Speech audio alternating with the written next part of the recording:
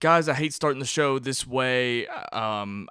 I don't like to do this. I'm only saying it because it might affect the length of this podcast. Jay and I had an awful day, but Jay has had some awful weeks in our home life. We don't like to bring our work home. I don't want to be the guy that's like, guys, you're just gonna have to deal with my lifestyle and all that stuff. I do know. I'm aware that I have an obligation towards you. Normally, I wouldn't bring you all into this, but it's probably going to affect the length of the show, and that's the only reason why I wanted to bring it up. Last week was a weird show, in a good way, and I didn't make any apologies for it. But this week is going to be, I'm going to have to make apologies for it just because it might be a little bit different. We'll run short. Based on some stuff that's going on. But anyway, last week, actually, as a matter of fact, last week I told Christian, because it was so weird, I didn't know if he would get it. So I just went ahead and said, hey, by the way, you can go ahead and skip After Schmoe. And what did he do? He listened to After Schmoe with Brett on the way to Sesame Street. So I'm not really sure how that works. If his kids were in the car, I think Christian and Brett exposed their children to last week's After Schmoe. I'm not positive, but that's my understanding, which is very weird, Jay. Hi, Jay. It sounds fantastic. I love being the carpool soundtrack to riding to Disney on Ice? What is it called? Sesame Street on Ice? Sesame Street, yes. And there was a whole segment about it on the live show this week. You remember that? Apparently it's on HBO now, so maybe our content is, it's more adult. Maybe the Sesame Street stuff is more adult now. So, yeah. Did you not know that it's on Sesame Street? Did I not know that HBO, it's on Sesame Street? Did you not know that it was on HBO? Sorry. I didn't know that. I don't know why I would have needed to know that. I don't have any children that I know of. So, yeah, I don't know why I should have known that. It was headline news, Jay, when it happened a couple of years ago. Did they talk about it on Joe Rogan? Rocha knew. No. Then I wouldn't have known about it. Not. They talked about it on Dan Le Batard. Well, then there's a reason why I don't know about it. So what are we talking about this week? Conor McGregor and Floyd Mayweather? Anyway, let's get... He's doing those pauses again. He learned that from Le Batard. That's true. It's awful. It's terrible. No, it's not. We're recording this over Skype, so I was hoping to kind of freak you out as well. Like maybe my pauses would have meant for a horrible internet connection, but I don't usually have those anymore. But anyway, like I said, I hated to start the show that way, but we're gonna get it going. So see you on the other side of the song.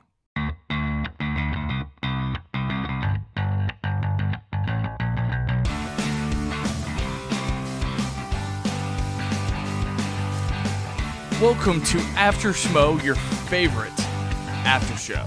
I'm Ryan Snelling, and I'm joined by... I'm Jaye Williams. If you watched Pre-Schmoe, I have dogs. They weren't on the couch, but they absolutely ruined Pre-Schmoe. How was Pre-Schmoe this week? It was ruined. It was ruined. Other than that, how'd you enjoy it? I was all right. We had a weird week. We had a rough week in our personal lives and our hobby lives. This podcasting thing, it's a hobby, so, but yeah, I got on there for the people. I decided to run down everything that I had to say about the live show, and my dog started going absolutely berserk, and I ended up doing the rest of the show, the last 5 minutes of the show, in my hallway. I would have absolutely have loved to been there. If I was there, I could have picked the show up while you took the dogs outside. I could have continued the show. But unfortunately, I don't think I'm going to be able to make 3/4 of the pre-schmoes that we're recording. It seems like my work rotation only allows one pre-schmoe a month for me. We'll see if we can get that switched around, because it is really awesome getting to talk to you guys and interacting more one-on-one more so than this podcast itself. But I don't know, since this episode might run short, maybe you and I, if we're together, we can put together another Facebook Live video. We'll see. I won't make any promises, but that's something that we could absolutely do. I want to address something real quick at the top of the show. This is something that I'm going to let you talk about Jay, primarily just because, well, I don't really have a voice in it. But there was neither do some of you guys. Last week, we posted a Schmoedown, movie trivia Schmoedown reaction video on our own personal YouTube channel. You can find it sight and sound. But yeah, we did our first Schmoedown reaction video. We had a lot of fun, and yeah, I thought it was a really great video. But you guys picked up on it because you're very smart. But I don't know.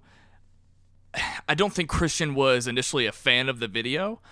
This is sort of, I'm just setting it up, but I'm going to let you speak on it. So basically what happened was, inside the video, we got to a point where we finished the match, the game part of the Schmoedown. And inside the video, at that point, I asked you if we're going to watch the post-interview stuff. And I don't know, I can stop there, but... Yeah, there were comments back and forth, and I don't think everyone liked that. I think there was some misinterpretation, even on my part too. Well, you can see in the video. So here's the thing. Here's the thing that's interesting about talking about this right now on this show is that for the most part, I think at least the feedback that we got from the people that watched it. I mean, you know, I think people maybe laughed it off. I mean, you even kind of made a face that it wasn't, you know, you were kind of shocked that it happened. Regardless, Christian was the one. I was confused. Okay. I was confused. So Christian was the one that was not happy with this video. The reason it's even being brought up here on the show in general is because I haven't talked to Christian.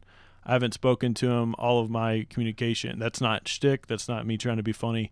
All of that was sort of transcribed by you to me, and we just felt the need to sort of address what happened there. So here, just to kind of get it out there, what happened was in the video, the way that it was shown, the way it went down was immediately after the match had ended, I paused the video, and you asked if I was going to watch the interview portion of the video. And I essentially turned to you and I said I could care less. And we proceeded to do the video. And the way that it came across, the way that it came off, you know, I'm completely objective in this regard. I have no problem admitting, you know, that I'm wrong, that I'm a human being, all of that good stuff. The way that it came across was unfortunate.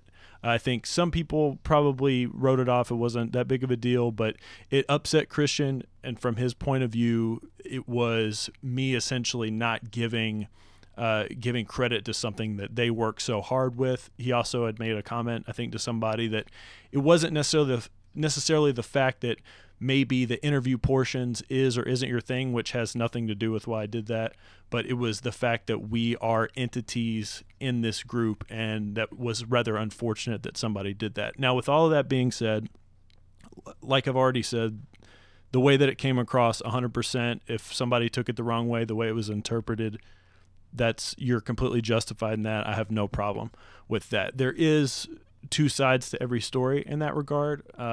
The way that video went down, I had sort of had an idea of how I wanted that video to go. You were sort of in charge with it, and that's 100% fine, but most of what was recorded for that video was an actual reaction to where we watched the whole thing and did commentary. That is something that we on Sight and Sound, we do not really enjoy doing. For whatever reason, we decided to do it here. I'm not a fan of those personally. I'm not a fan of actually doing those because I feel like I'm always having to perform and not necessarily be myself, and I don't enjoy doing that.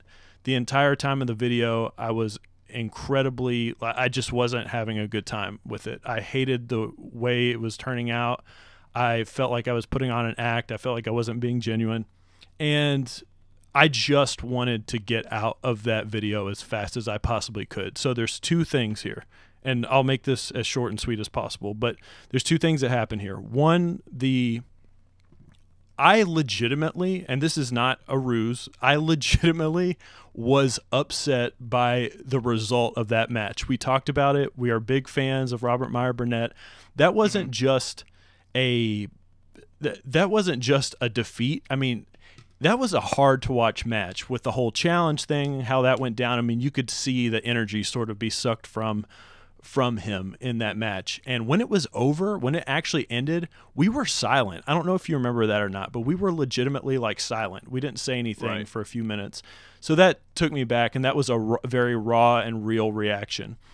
So I wanted to have my say-so on the match before getting into the actual interview portion, before we heard all of that. So that's why that happened. What happened after that, what I said was unfortunate, and I do apologize for that. Now, the other side of things is the fact that, look, what you guys see on YouTube is a snapshot of our day, and you guys can judge that. And this goes for Collider and anything, Schmoes, anything that you see on YouTube.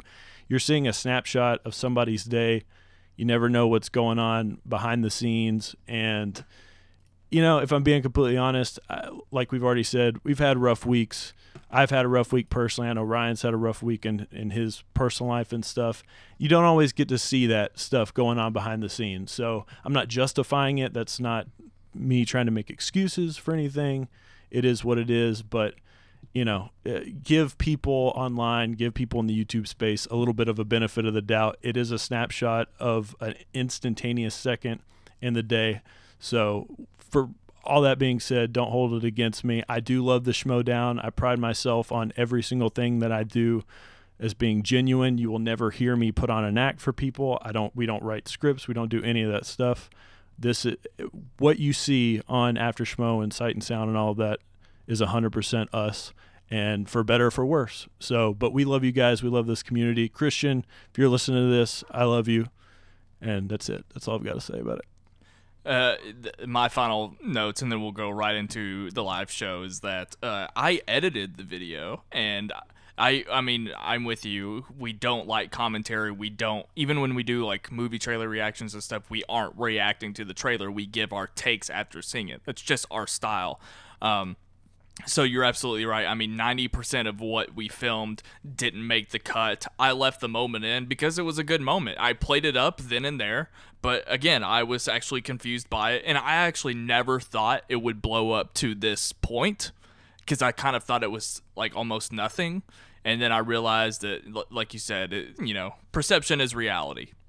And so that's something we have to think about moving forward. So anyway, thank you for clarifying, because again, even I was a little bit confused on it, but I also think at the same time that I don't know, I've done things like that. I mean, so it was just an honest mistake, and we can just move forward. Yeah. I mean, again, all I'm asking for anybody, not just me, but any content that you guys take in, I mean, just like I said, just give people the benefit of the doubt. It's unfortunate that we live in a world today where one wrong tweet or something like that can instantaneously shape how you feel about somebody. And, those individuals that say those things, they have to live with all of that. But I don't know, whatever. It's late. It's getting late. But I just love everybody. But anyway, let me just say, Christian Harloff, you should be ashamed of yourself. Don't do this. Stop. We went on a rant. You got into Josh McCouga last week. We have to be positive, Ryan. We have to be positive. That's why I was brought on here. I don't get to do my rant? Not this week. Not this week. Oh, okay. Save the people. We're going to get notes from Brett. Maybe I can probably find someone else to rant about in the episode. Who? This was a great episode. I might have something for Bibbiani. Let's get How to it. How dare you?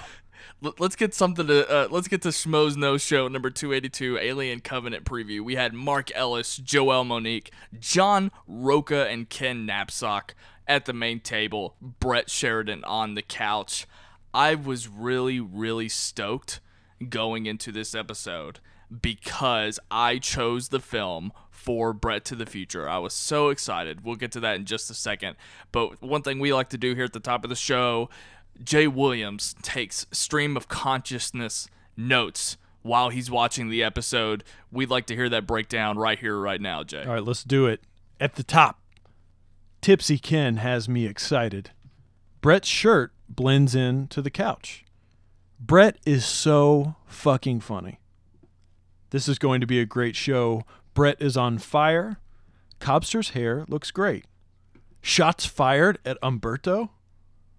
Rocha drunk or high. Bibbiani crushing it. Rocha better not piss off Cobbster. Brett was sleepy. Preach, Joel. Brett is a star. Bibbiani, you back off, Brett. Bibbiani thinks he's on movie fights, and that's the end of it.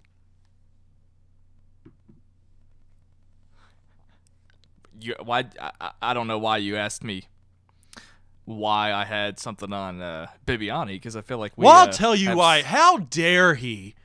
No one goes. Why do you get to do that? We'll talk about that in a minute. That's how absurd it is. Did you see Drunk Ken last year when he came in and read the news drunk? Why, of course I did, because I watched the top 10 moments of 2016 put together by some fantastic Schmoevillian out there. That's how I saw the cat video for the first time. Oh, that's right. Yeah, I was really glad. We almost got that again. It was but great. Half Drunk Ken was pretty good last night. Can I ask you a question real quick about Drunk Ken? Yeah. So Absolutely. I also love a good drunk individual of any capacity on the Schmoes Know Show. Drunk Cobbster is fun. That's you get a few Pacificos in him, and he's just having a good old time. The show goes off the rails. But Drunk Ken last night, I think it might have had the reverse effect. I think he got sleepier the more the show went on, because he kind of sort of took a back seat, literally. Like, he ended up getting moved to the couch. I don't remember the last time that's happened, to where Ken has been subdued to the couch. Right. I feel like we talk about that every week. I feel like the right side. Oh, here go your dogs. I know. I feel like the right side of that table is so easily overshadowed. I mean, that is something we talk about every week, and not just Ken. I feel like Joel kind of took a backseat as well, because you have people like Bibbiani coming in, because you have and Draco coming in later on. I mean, that's sort of. I mean, do you consider that a problem? I mean, I don't think it's a problem, but if I had one banner to sort of hang over this show, what show number was this? 82. 282. It would be that this was the show of massive personalities. I mean, I've never seen this. I mean, you get the big personalities anyways, the Schmoes Know regulars, but to have Rocha, Bibbiani, and Draco all here. Also, Rocha, I didn't even include it. Also, Joel, obviously, having sort of a different type of personality, but, a big personality. It's always going to be a little bit of a crowded space. And I don't think it's necessarily a bad thing. You might not to see some of our favorites get as much time at the front of the stage, if that makes sense. I need to make this correction because I can already hear keyboards freaking out. It was That's actually just my episode dog. That's my dog. 283. No, 283. Oh, you said you heard the keyboards. That was my dog's barking. No. The 283 is the episode title. I accidentally didn't backspace far enough in my notes. Excuse me. But again, the only reason why we kind of keep bringing this up is because I don't want Ken to just be there for the news. You know what I mean? We love the news. I don't want that to be the only reason that he's there. I agree. So that's all I'm saying. I want to talk about the top of the show real quick. It was amazing hearing Brett go nuts about Sesame Street at the start. That was incredible. I mean, it really did start off, like you said in your notes, it kind of started off with a bang. And it eventually led to an impromptu discussion on movie date experiences. All of that was hysterical. I loved it. Brett was very prominently featured in the episode this week, and it's kind of strange because I don't know if maybe he just didn't go to Cobbster's meeting, and Cobbster didn't have to say, "Well, Brett, now don't talk too much," blah blah blah blah blah, or maybe he was hanging out with Christian and he got a boost of a confidence maybe, but I don't know. He was ready to jump in there at any moment in time, and I loved it. I mean, being a massive Brett lover. It was a good time. But you're right, the top of the show was a little wacky. It was a little crazy, and I love it. I feel like I could hear Cobbster's heart beating through the microphone that Beardo forgot to mute, and yeah, it was a really, really good beginning to the show. Did you see Beardo miming everything that Cobbster was saying throughout the night?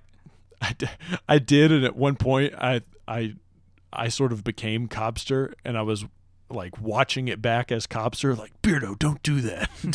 don't do that. You're gonna confuse people. That is a great point, though. I mean, we already talked about how big and how many personalities were on this show, and it was great that Brett held his own as well. I mean, I know he liked to play up that he was sort of the butt of the joke, but I thought that was really awesome. I mean, he stood out just like everybody. Oh, by the way, I forgot to mention, behind Ken is the picture of the Swayze moment actually with the director. Oh, really? Yes. So go back and check it out. The picture of the cat actually hitting the director, I believe, is right behind Ken. I'm working on a T-shirt right now that's inspired by that moment. So, yeah, that's amazing. You need to send that to Christian as sort of a peace offering if you haven't already thought of that. I'll think about it. Just kidding. Maybe I will. Maybe I won't. But Christian Harlan. No, I'm just kidding. Not gonna do it. Cobbster's shade at adult men who take on personas for the movie Trivia Schmoedown. He is constantly throwing shade at Rocha, and it is a fantastic rivalry. I've noticed it off and on. Did I? I feel like I didn't pick up on that. What are you talking about? I think he actually did it live on the show, but I think he also did it during his breaks. But he took a couple shots at and making fun of people. I think it happened during the break. Oh, you're talking about Cobbster, not Brett. No, Cobbster, yeah. Okay. Did I say Brett? I don't know if you did or not. Wait, while we're on the subject of Cobbster, let me just say, because this works exactly with what you're getting into. We like to have fun with Cobbster. We like to, we all like to joke around, pal around, all that stuff. I love Cobbster, and one of my favorite things about him is that he not only does he not take shit from anybody, but like he legitimately scares me sometimes. When he was like, Rocha, fuck off. Yeah. I thought it was great. And I mean, you forget that he's around our age, more closer to your age, and I mean, he's in charge of all of these wackos in the studio. Yeah. And he's got to put his foot down every now and then, and I love it. I absolutely love it. I really enjoy this rivalry that's kind of been brewing with him and Rocha. Rocha fired back and said that Cobbster isn't a real Latino. Oh, boy. That was a moment. You know what's also funny, too, is I love it when Mark and Christian say that they're going to fire Rocha. They make that joke like, oh, I can cancel Outlaw Nation. You know who can also do that? Is Cobbster. He can totally do that if he wants to. How dare you? Are you really going to cancel John Rocha's second show, though? I mean, are Cobbster's balls that big? I doubt it. Has it been long enough for there to be like a bring back Outlaw Nation hashtag? I mean, it hasn't been long enough for the top 10 stuff to go away. So probably not. Anyway, I don't think Cobbster's balls are that big, but I will give Cobbster a lot of credit for that as well. You mean his cojones? Cojones, yeah. I think Cobbster's cojones are really big, okay? I didn't really understand. I mean, I heard the first episode of Outlaw Nation. I didn't really get the SK Plus mix-up. Can you clarify that for me? I actually am not fully aware of it myself, but I don't recall. I mean, I listened to Outlaw Nation, and maybe and someone's going to correct me in the comments, so feel free to do that, but just to clarify a little bit. But I guess he didn't use the proper term. He might have said the Schmoes Know YouTube channel or mixed up where it actually was placed. But I didn't really think it was that big of a deal, yet they kept bringing it up all night. But well, it's been so many things, and he's been on in many iterations of what the channel's been named. SK Plus, Schmo Plus, I don't know. Weren't there other names? Were there other names of it too? There's another Schmoes channel that I'm forgetting right now. It was called like Schmo 1 or something weird like that. And then there was Schmo Plus, and then there was SK Podcast, and there were like 4. Anyway, give him a break, lay off. How great was it seeing Rocha get to talk about and be with Dwayne "The Rock" Johnson? That it was awesome. It was awesome to know that somebody with his experience in the space, a very vast experience. My dog's about to go crazy again because my girlfriend's home. But I feel like seeing him act that way, have that fandom, that fanboyism, is great. It's great to know that somebody who's been all around the world doing as much as John Rocha has, and it's documented in multiple cases now for you to find out more about him. For him to have that adulation towards that moment is fascinating, and it's really cool to see. Absolutely. One thing that I love about Rocha is that he is sort of like an embodiment of hustle and grind. I mean, he talked about his background on Knapsack Files and Outlaw Nation, but I mean, just when you hear him plug all of things that he does, I mean, he is extremely driven, and to see him be rewarded like this, I mean, that made me smile really big. I mean, I know that since I remember barely knowing who Rocha was and hearing him say, "You can follow me on Twitter at the Rocha says," that's sort of my tribute to The Rock. And that's what he always said, even when he came on Film Beef and did guest spots with me. I remember him saying that on the show. So, I mean, The Rock, and even with his Schmoedown persona, you can tell that this person means a lot to him. So to see Rocha get to be able to do this was really, really special. And I'm very happy for him, and I can't wait to see what else comes of it. Not only with him, but everybody there, because I'm super stoked for everyone. And I can't wait for those details to come out. More details to come out. Well, the video is actually up now on the Schmoes Know channel. Can I offer just a teeny tiny bit of speculation? I think Rocha, he's been asked to do a lot lately. He has this hit show on SK Plus now. He was asked to fly to Miami to do this interview. He's massive on the Schmoedown, one of if not Collider's biggest programs. I recently asked him to be on Sight and Sound. I mean, a huge show. He's doing his media tour. He was on Knapsack Files. He was on Beardo. He was on just everything. He was on all this stuff. Rundown, that's right. And it's just, are we getting any closer, do you think, of Rocha being a full-time member of Collider? I think that is the obvious move, not for him. I mean, I don't see why. I don't see why he couldn't be considered. I mean, we could have had this conversation before now, honestly. And I still wouldn't be surprised. I mean, they trust him again. He talked about coming on, doing the TV recaps. He's a regular on Friday Movie Talk. Him and Dennis have a special chemistry between each other. My favorite. Dennis saying my favorite. By the way, I had this realization the other day. You know, we talk, we joke, and all this stuff about how one day you dream of being a employee of Collider. I do, yeah. And I mean, it's one of those things where why the hell would they hire you if they haven't even hired John Rocha yet? That is a very valid point. You're absolutely right. Well, actually, I do have a reason because this actually isn't a shot at Rocha because we could say it about anybody that we know over there already. I'm a young perspective, Jay.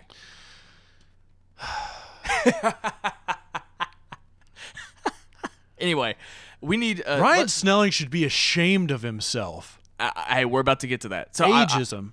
I'm going to. No, it wasn't a shot at Rocha. It was a pro for me. I would have said it even for Ellis. I'm better for movie talk than Ellis because I'm younger than him. How dare you? How about that? At least you've seen The Thing. Wait, can I say this?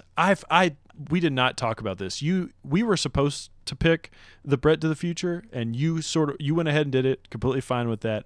But in my heart of hearts, I wanted you to pick John Carpenter's The Thing, so that Brett could hold it over Christian's head. That Brett has seen a movie that Christian hasn't seen, and that he can compete in the movie trivia Schmoedown and have more knowledge about a movie than Christian.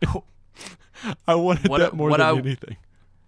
What I'll say now is that 100% should have been the movie that he watched, because Oh my God. I was not. I said at the top of the show that I was so excited to hear his take about John Carter. I was very let down. I was very let down by the entire segment. But let's just to piggyback one quick thing on that the thing comment. I remember when they did the Collider takeover of movie fights, and we watched it together, and somebody brought up the thing, and off camera, Christian leaned over and said, "I haven't seen that movie." He said it to Ken, right? Yeah, and we laughed so hard because it's been an ongoing thing with you. You've been trying to get him to come on Sight and Sound and do a never before seen of that movie for years now. So stupid. Maybe he'll actually do it. Just to prevent. Well, not anymore. He hates us. Oh, that's true. No, you still owe him the shirt. Okay, let's lump. All of this stuff can kind of go together, starting with Brett to the Future. Again, I was really, really excited to see this go down. And then we got the Beast Bibbiani. He came on the show, and he was on for the duration of Brett to the Future, and I want to address something in your notes. Do you think that Bibbiani threw off Brett to the Future, or do you think Brett just had too much crack for supper? Two things to this point, maybe three things. Number one, I am very protective of Brett. Mm-hmm. So if you look at him the wrong way, I get kind of defensive. And I talked about this on pre-Schmoe, but one of the things that I share with Brett is the love of our mamas. I love my mother. I love her with all my heart. She's incredible. Mama Sheridan's probably listening right now. I'm actually starting a podcast with my mom that you don't know about. And in fact, she's going to replace you on Sight and Sound. I don't believe that for a second. Maybe even after Schmoe. You never know. Anyways, so I love my mom to death. He loves his mom, and we share in that common bond together. So there was a moment, the moment when Brett said that he was confused about things. I haven't seen John Carter, but some things that took place in that movie. He was like, I didn't understand why there were humans and creatures on Mars at the same time. And Bibbiani goes, well, do you not understand humans and dogs living on Earth? And I was like, fuck off, Bibbiani, you jackass. But then, actually, in fairness to him, I actually gained so much respect for Bibbiani, because they kept making that joke, his first time on the show in 3 years. And he was adamantly making his points for things. I mean, you talk about us having long segments. He refused to let anybody talk until he finished his point that he was trying to make. And he's such a smart guy, such a bright guy. I don't mind him making those statements and, talking about his podcast and the Canceled Too Soon. Is that what it's called? What's that show called that he does? Canceled Too Soon, yes. Yeah, that making the case for that podcast. It was fascinating. I loved the discussions that they got. So he sort of redeemed himself for sure. He was making looks though. Every time Brett said something clearly silly and not so serious, Bibbiani would make a look that was kind of snarky, like Brett was an idiot. I noticed it a couple times. I was just like, okay. I mean, it's fine. It's Brett. But I mean, we're also talking about a guy who didn't know the difference between Cody and Beardo. So so I don't know how many episodes. I mean, he was on 3 years ago. I guess a lot's changed since then. But to be honest, Bibbiani should be ashamed of himself. Okay? Let's get real for a second. Canceled Too Soon? What kind of name is that for a podcast? Let me name a podcast about TV shows that weren't good enough to be watched on television. That will really bring in an audience. Talking about something that wasn't good enough to be on air. Are we really doing this? I thought you were going to do the shtick where you started it and you stopped it, but you're actually going with this one, aren't you? You're going with this rant, aren't you? I mean, go ahead, get it out. I mean, if that's how you feel. but I thought it was fine. I thought that was a good bit to make fun of the podcast. I actually haven't heard it. I'm sure it's lovely. He wanted his mild manner movie men chocolate bar, or whatever that thing was called, and he got it in the end. He was going to share it with his wife. It was funny. I think it was just one of those goofy things where the guest comes on. They might not know exactly the structure of the show, but I really did enjoy how I actually liked how the Alien Covenant preview, because you and I had an exhausting Alien Covenant preview on Sight and Sound the other day. I actually liked how it became a commentary on film criticism. Absolutely. And that was sort of the question that I was going to ask you. For one, Bibbiani, like you said, he is obviously very smart. He's very smart. I mean, you can tell he is very, very knowledgeable, and obviously that's what makes him the beast, and he's such a great figure for this movie space. I was going to ask you, how much do you care about the show staying on structure? When you have an episode come out that's titled Alien Covenant Preview, it turns into something completely different because they barely talked about the movie. I was gonna say, and much like Brett to the Future, he only got that alien human point out, and that was pretty much his entire review. But I know the only reason why I'm asking is because I know that Cobbster thinks about it. I know that Ellis thinks about it to a point. They have to kind of wrangle everybody in for 2 hours, make sure they stick to this. Maybe not make sure they stick to the script, but try to stick to the script. So I guess what I'm asking is, even though the episode is titled a certain way and you have this expectation, do you appreciate and do you think that Cobbster and Ellis should appreciate when the show has those other side conversations? How much should these guys be embracing that type of thing?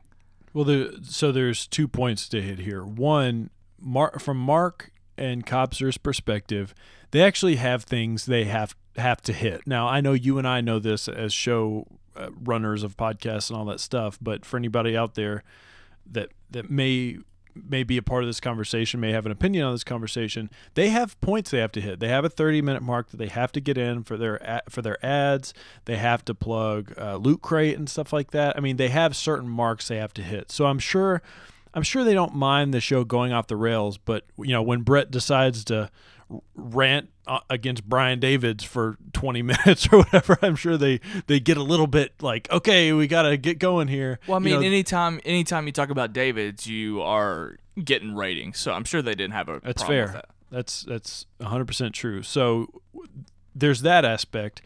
But yeah, of course, I mean, the purist in me, I love that stuff. That's my background. I've been listening to podcasts for a really, really long time. I mean, almost 1,000 episodes of Joe Rogan and all of that stuff. And I like that. I like the fact that anything can happen. That's why I miss Brett drinking on the show. That's why, you know what I'm saying? It's like, that's why I love the cat moment, because you can't plan for those things. That's gold. That's podcast gold.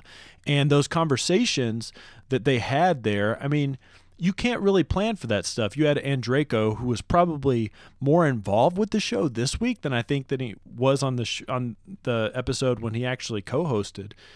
He was throwing out some absolute fire, and those are the discussions that I like to hear, because we get movie talk every single day, and it's great, but it is a very well-constructed show. It moves very tight. It's been on for a while, and everything runs really smoothly. But you don't always get to have that sort of insider conversation of this space, of this actual landscape, the movie criticism landscape. I like sort of knowing the dirt and the grime that people have, where they're like, I don't like it when these reviewers have this opinion, or too much of the gray area, and that whole commentary on it in general. I just thought it was a fantastic little bit of the episode.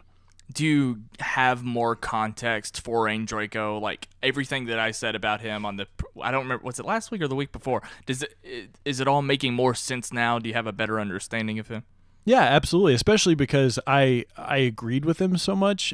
We have an ongoing joke, and I don't even know if it's a joke. It's probably actually truth, that you never know how I feel about movies, and he sort of echoed what what I said at one point. I love the quote. He said something about if I don't like a movie, it doesn't necessarily mean it's a bad movie. It just means I didn't enjoy it. That's not a statement of it's bad. It's just I personally didn't enjoy it. And I love that. I love that commentary because we say it all the time when we defend things that we talk about. We're not saying it's bad. We are critics here. We are criticizing certain elements of it, but it doesn't mean it's a bad piece of artwork. And that made me like him even more. And he had so many good takes. And sort of seeing the repetition of Andreyko, I'm sort of getting that he's the guy that likes to throw daggers. You know what I'm saying? He might not be this guy that goes off on like a Christian Harloff tirade rant about people on Twitter, but he's a guy. He's just gonna jab you every now and then, and I can appreciate that. I thought that we'll start to wrap it up a little bit since we're getting to the end of the show, but I loved the Name That Alien game. That was so fun to play along with, and that was a game that I actually would have done very well playing. That's what I always like to do. Anytime they have a game on, I like to kind of gauge how well I would do against these guys, and I think I would have fared pretty well. Glad the Cloverfield monster was represented in the game. We had the phone call situation go on again, and Rasika. Yeah. Were you not? If you're listening to this, and I'm pretty sure you are, were you not a part of my revolution? Did you chicken out at the last second? Oh, yeah. That's true. Because we got to hold these guys accountable. I know. What's up with that? I thought for sure, this is my chance. This is my opportunity. I actually was praying to God that it didn't happen this week because we were having such a rough week, and that's all we needed is for Christian to be like, you guys ruined the show. You ruined the live show. And so when Razika called in, I was like, yes. And then I thought about it. I was like, oh, God, please don't do this now. Please don't do this. Rasika should be ashamed of himself. No. Okay. Thank you. Thank you for entertaining that. Okay. I actually have one last point. We don't often talk about Mark Ellis on this show, which is funny because he has been hosting this thing consistently. I have given up based on something that Christian, I don't remember where Christian said it. I think it might have been on Twitter. I have pretty much given up expecting him to show up. His words somewhere were that they need to, I think it was after he got mad. He was mad at something on Twitter, and he was like throwing shade at people that were tweeting at him. I can't remember what that was for. But anyway, his talking response, about Ellis, or are you talking about Christian? Christian.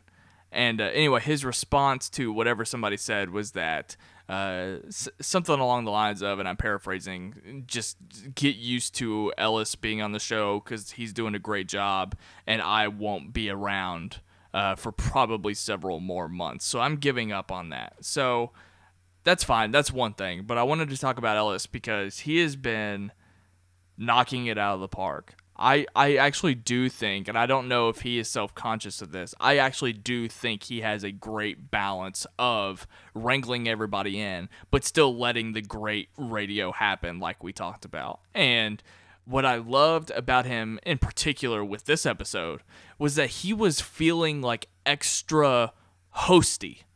And I don't mean like as far as being the structure. I thought he sort of brought the cheese of it all. The more like winking to the camera. I mean, he's always making jokes, but I was watching him and I saw him do more things, and it was heightened more than ever when he was actually hosting the game at the end. He put on the blazer and he was making lame jokes, winking at the camera, that type of stuff. And I just thought it was great and fantastic. So I really loved, I do love what he does every week, but I particularly loved what he did with this episode. I thought it was great.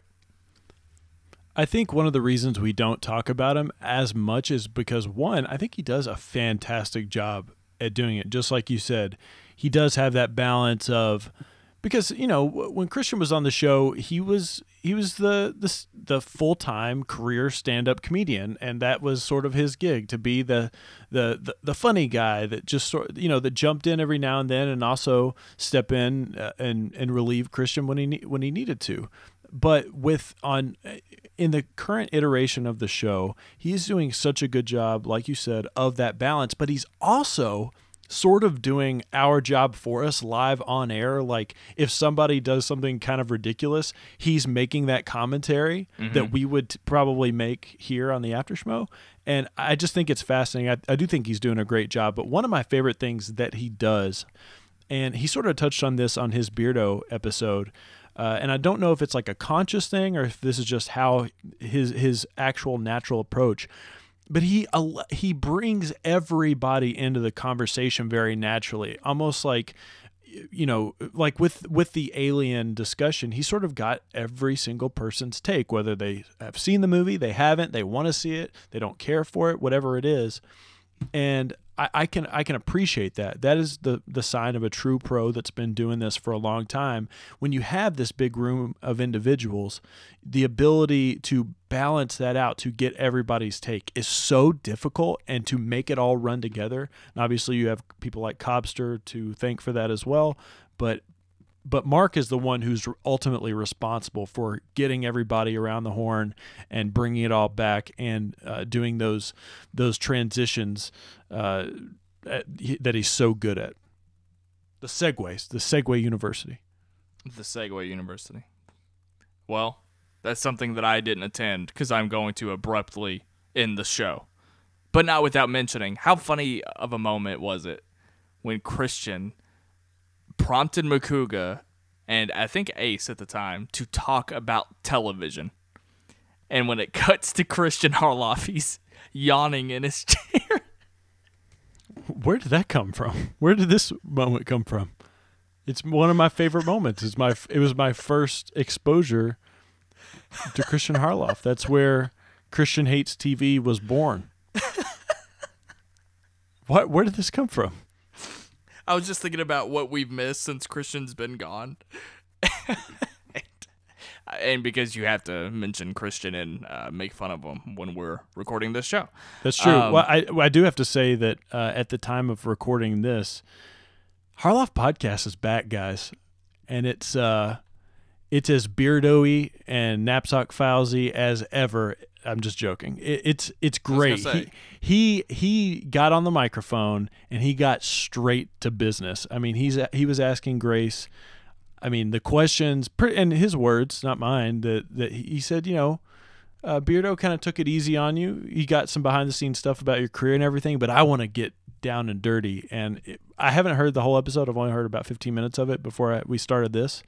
And yeah, I missed Harloff Podcast. I missed it very much so. I mean, to think it's been a while since it's been on. I mean, I think his last episode was with Finstock, and yeah, I'm looking forward to its presence on the show. So I'm assuming we're not going to touch on the Schmoedown stuff that was discussed on the episode itself. I mean, Bibbiani was there, obviously, to do what Bibbiani does best, and that's talk about movies, but he was also there to promote this match coming up with the commish himself, Christian Harloff.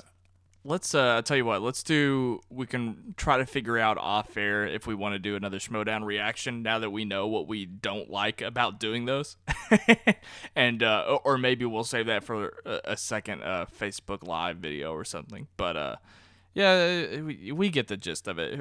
I'm obviously rooting for Christian because I'd love to see this revenge tour really take off. I mean, it'd be pretty underwhelming if he just goes into this match and loses. And so much for the Christian Harloff revenge tour, right? So I'm hoping that he gets the win.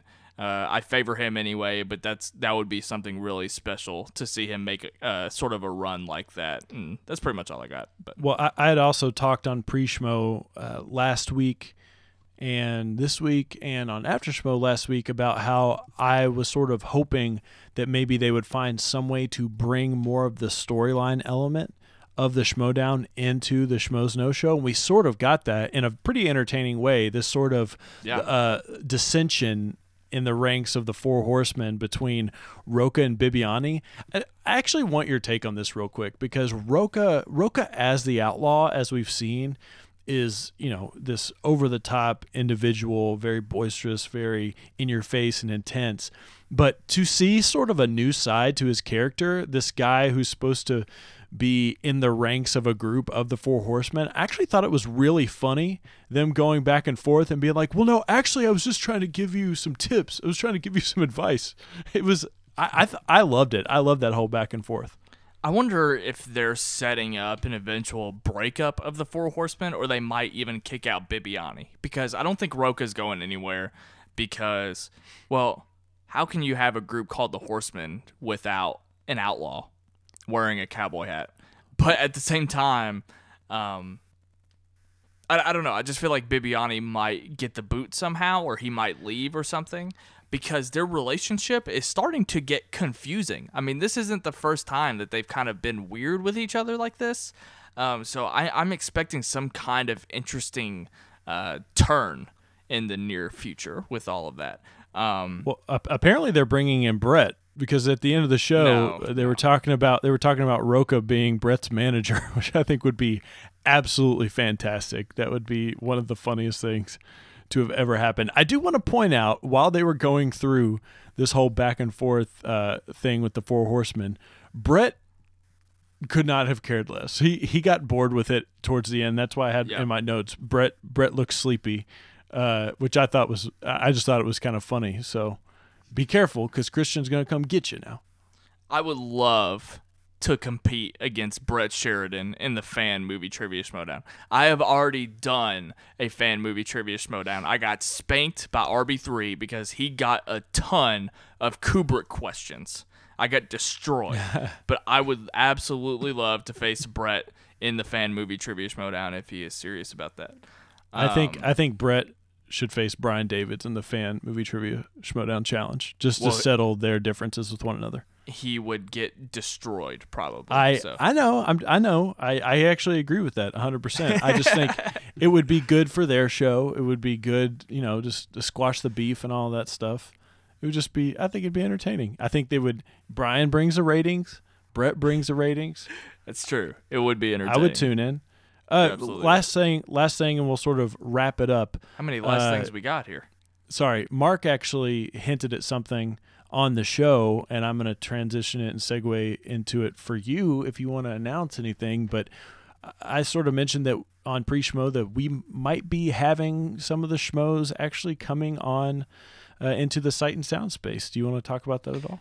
Yeah, I can talk about that. So I basically designed a show. Well, actually, even before Sight and Sound was a part of the Schmoes, I knew that I really wanted to have these people, because I was getting to know more and more. I've talked to Ellis, I've talked to Riley, I've talked to Brett recently. I've gotten to know these people more and more. And hey, I have a podcast too. I would love to sort of get them in on the action and get to know these guys better. The issue that I've been running into the past year is that for the longest time, my movie episodes just revolved around reviewing a film, which these people do anyway. They do it all the time, and I don't want them to recycle the same conversation. So the idea was to come up with a new and original idea, and I feel like everything's kind of been taken. But Ellis is going to help me out with the sort of this pilot episode, if you will. And yeah, we're going to record it next week. It's essentially, the idea is Ellis is going to give you his movie bucket list, what he thinks every movie fan should watch. And I think he said he's going to come up with 10 movies, and he's going to run them down, and it's based entirely off of his criteria. I didn't tell him anything. He came up with the why of his list, and it's going to have all of his character and personality in it, and I can't wait. Part of the idea originally was for me to get the list in advance, that way I could watch the films beforehand, but I actually think I'm going to lay off. I'm going to let him surprise me. That way he can have the most fresh conversation and pitch why it's on his list, and I can, right there in the moment, be the film fan. I'm sort of the audience. I'm going to be the person that might need to hear about this man's film bucket list. So I'll have homework after we record the episode.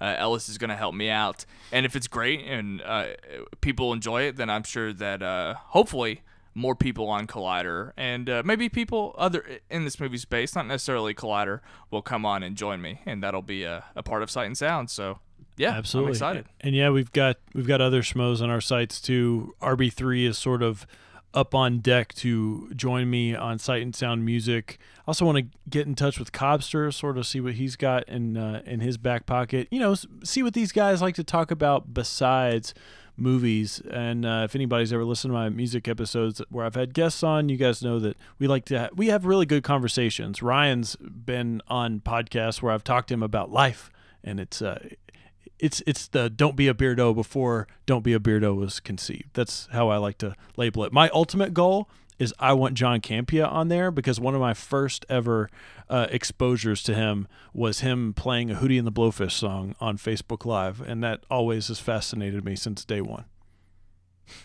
I also want to know what type of music Dennis Zhang is into. Jaye Williams, where can they find you online? You can find me on Twitter and Instagram at Jaye Williams, J to the A to the Y to the E. It's the same for both. Sight and Sound Music every single Friday. So when you're listening to this, you can hit pause, or well, not pause. You can finish listening to this, then you can go listen to Sight and Sound Music. We also have our T-shirt store up and running, sightsoundpod.com. Go pick up your Sight and Sound merchandise. Support independent content creators. Every time you buy a shirt, not only are you making Sight and Sound better, but you're also making After Schmoe better. Let's get this shiz on video so that you can see our lovely faces.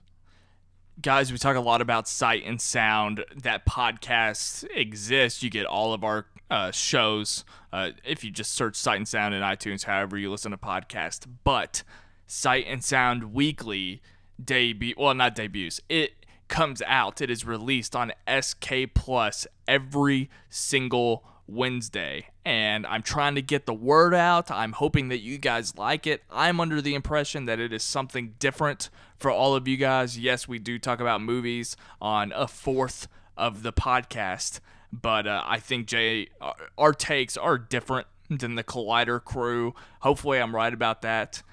Please come by, go back. Some of you might not even know what Sight and Sound is. You see this thing pop up every week on SK Plus. You're not sure what it is.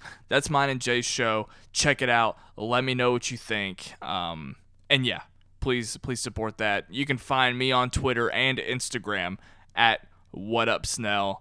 And watch the final 3 episodes. Is it 3? Final 3 episodes of The Leftovers with us. Yeah, as well. Absolutely. Might be working on Chris Hartwell coming on too, apparently. Oh, also, I'm going to plug it for you because you're going to forget. Big shout out to Corey Knott and his podcast, Adventures in Nerding. Is that correct? That's right. And he had me on, and it was a lot of fun. He released that on Tuesday. He released it on Wednesday. It's on his YouTube channel. And he also posted it in the Schmoeville Facebook group. He had me on to talk about my love and fandom of Seinfeld. So that was a lot of fun. Thank you, Corey. And that's all I got. See you, Schmoeville. Right.